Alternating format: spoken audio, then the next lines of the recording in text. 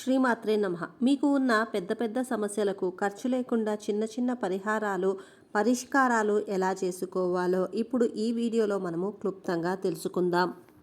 సంతాన సమస్యతో బాధపడుతున్న వారు కాళికాదేవికి నిమ్మకాయల దండ సమర్పిస్తే సంతాన సమస్యలు తొలగిపోతాయి అని పండితులు తెలియజేస్తున్నారు. నిమ్మకాయలు బేసి సంఖ్యలో ఉండేటట్లు చూసుకోవాలి.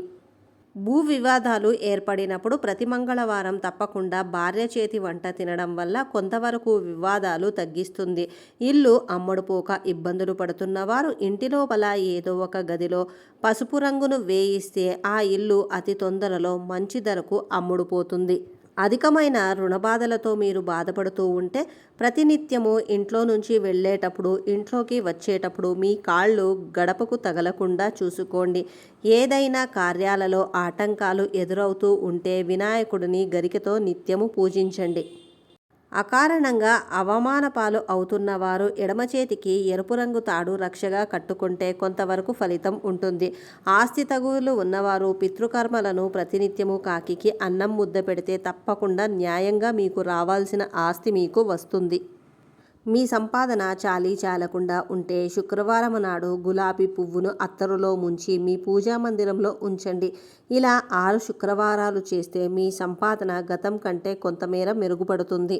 మీరు ఏదైనా వివాదాలలో ఇరుక్కుంటే వెంటనే నవగ్రహాలకు ప్రదక్షిణలు ప్రారంభించండి.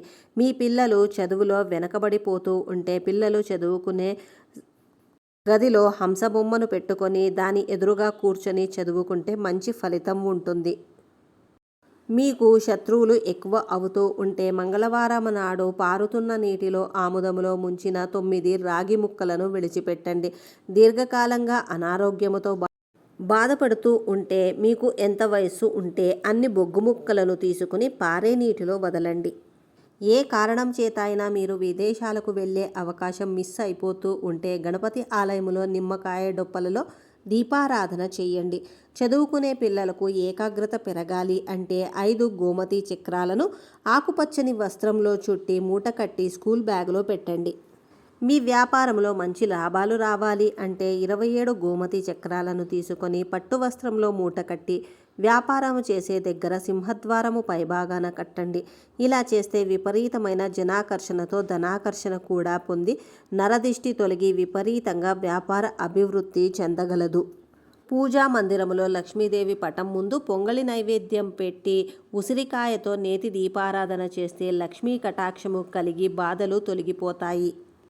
శత్రువులు ఎక్కువగా ఉన్నప్పుడు లేదా కుటుంబ సభ్యులు వ్యతిరేకులు అవుతూ ఉంటే నారింజకాయను 2 ముక్కలుగా చేసి డొప్పులలో ఉన్న తొనలను తొలగించి పూజా మందిరము దగ్గర ఉంచి పసుపు కుంకుమతో అలంకరించి డొప్పుల మధ్యలో తేనెలో ముంచిన పువ్వొత్తులతో దీపారాధన చేయండి. ఇలా చేస్తే శత్రువులు మిత్రులవుతారు. ఊహించిన దానికంటే ఎక్కువగా శుభ ఫలితాలను పొంది సంతోషకరమైన జీవితాన్ని అనుభవిస్తారు.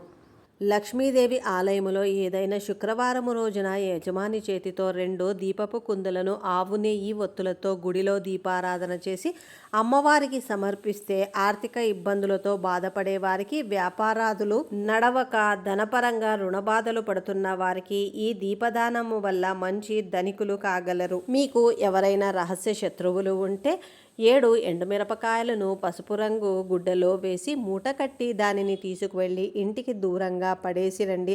ఇది రాహుకాలములో చేస్తే సత్ఫలితాలను ఇస్తుంది. ఇలా చేసేటప్పుడు మనసులో శత్రు నివారణ జరగాలని కోరుకోవాలి.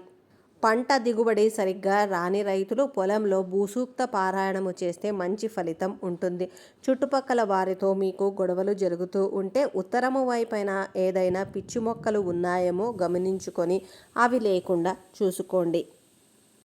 ఫ్రెండ్స్, వీడియో నచ్చితే దయచేసి లైక్ చేసి మీ ఫ్రెండ్స్ అండ్ ఫ్యామిలీకి షేర్ చేయండి. అలాగే మన ఛానల్ని ఫస్ట్ టైం చూస్తుంటే సబ్స్క్రైబ్ చేసుకొని మమ్ము సపోర్ట్ చేయాలని కోరుకుంటున్నాం.